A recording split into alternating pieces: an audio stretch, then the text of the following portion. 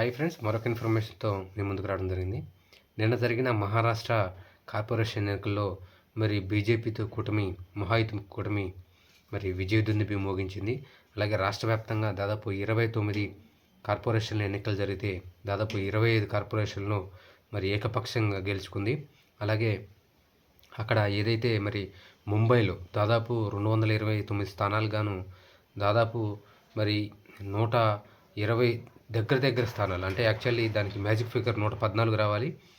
ఈ 114 కూడా క్రాస్ చేసి మరి దాదాపు 120 స్థానాలు దగ్గర గెలుచుకుంది. కేవలం బీజేపీయే 87 స్థానాలు మరి ఒంటరిగా గెలుచుకుంది. 2017లో దాదాపు అప్పుడు జరిగినప్పుడు ముంబై మహా కార్పొరేషన్ ఎన్నికలు జరిగినప్పుడు 82 స్థానాలకు పరిమితమైన బీజేపీ ఇప్పుడు తన 5 స్థానాలను పెంచుకొని ఇప్పుడు 87 స్థానాలు సింగిల్గా లార్జెస్ట్ పార్టీగా అక్కడ మరి అవతరించింది. అలాగే మరి ముంబైలో మరి ఠాక్రే సోదరులు ఏదైతే ఉద్ధవ్ ఠాక్రే మరి రాజ్ ఠాక్రేలు ఒక్కటైనప్పటికి కూడా మరి అక్కడ కార్పొరేషన్ ఎన్నికల ప్రజలు వారిని ఆదరించలేదు. మొత్తానికి మరి మహాయుతి కూటమికే ప్రజలు అక్కడ పట్టం కట్టారు.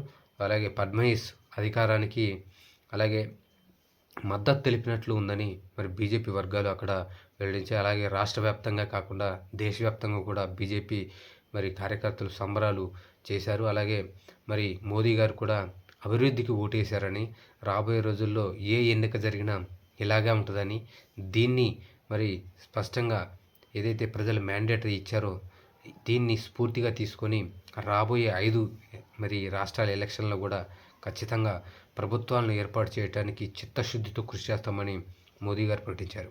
అయితే ఇక్కడ మహారాష్ట్రలో ఇప్పటి వరకు విడివిడిగా ఉన్న మరి రాజ్ ఠాక్రే సోదరులు, పవార్ సోదరులు కలిసినప్పటికి కూడా మరి పూణేలో ఇప్పటి వరకు దాదాపు పూణేలో అయితే ముంబైలో అయితే దాదాపు 28 ఏళ్ళ వరకు వారి చేతిలో శివసేన చేతిలోనే ముంబై మహా కార్పొరేషన్ ఉంది. కానీ ఇప్పుడు అది పటాపంచలై మరి మొత్తం టోటల్గా బీజేపీ చేతిలోకి వెళ్ళినట్లుంది. అలాగే పూణేలో ఇప్పటి వరకు పవార్ సోదరుల హవా ఉంది. వాళ్ళిద్దరు కలిసినా కానీ పవార్ సోదరులు అజిత్ పవార్, శరద్ పవార్ కలిసినా కానీ ప్రజలు అక్కడ ఆదరించలేదు. కాంగ్రెస్ అయితే కేవలం ఒక లాతూర్లోనే మరి ఒక పురపాలక సంస్థలోనే మరి ఒక లాతూరు దక్కించుకోవడం జరిగింది. మరి అక్కడ కాంగ్రెస్ అయితే కేవలం దాదాపు 10 స్థానాలకే అక్కడ ముంబైలో పరిమితమైంది. మరి కొన్ని చోట్ల చూస్తే అసలు పోటీ ఇచ్చే విధంగా కూడా లేదు. కొన్ని కార్పొరేషన్లో, పురపాలక సంఘాల్లో అయితే రాబోయే రోజుల్లో మరి మహారాష్ట్రలో ఏ ఎన్నికలు జరిగినా ఇలానే ఉంటాయని మరి మా అధికారానికి ప్రజలకు మద్దతు తెలిపారని ఫడ్నవీస్ గారు ప్రకటించారు. ఖచ్చితంగా మేము ఈ యొక్క పరీక్షలో పాస్ అయ్యామని, రాబోయే ఎన్నికలు దృష్టిలో పెట్టుకొని ఖచ్చితంగా మరింత అభివృద్ధి చేసి మహారాష్ట్రను అభివృద్ధి చేయడానికి దేశంలోని మొదటి ప్లేస్లో మరి నిలుచోవడానికి ఖచ్చితంగా మేము అభివృద్ధి కృషి చేస్తామని ఫడ్నవీస్ గారు ప్రకటించడం జరిగింది. Thank you.